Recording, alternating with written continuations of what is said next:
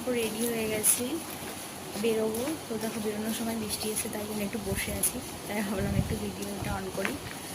তো সকালে পুজো টুজো করে নিয়েছিলাম, মন্দিরও গিয়েছিলাম, দিয়ে বাড়িতে এসে তারপরে রান্নাও করলাম। তো শরীরটা ভালো লাগছে না, সকাল থেকেই কেমন লাগছে, যেতেও ইচ্ছা করছে না স্কুলে, কিন্তু কিছু করার তো নেই, যেতেই তো হবে বলো। তো সেই রেডি হয়ে গেছি, বৃষ্টি পড়ছে বলেই বসে আছি।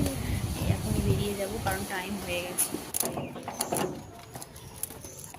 দেখো বৃষ্টি থেমেও গেছে, বৃষ্টি পড়ছে না, তো বেরিয়ে যায় এখন।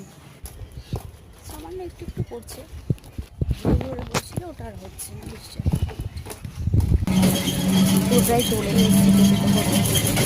এসেছি, আমাদের সাইডে বেরিয়েছিলাম তোমার যে মাঠ দুর্গা পূজা হয়, অনেকটা প্যান্ডেল হয়ে গেছে। তাই ভাবছি যে এই কদিন যেন মানে পুজো হলো।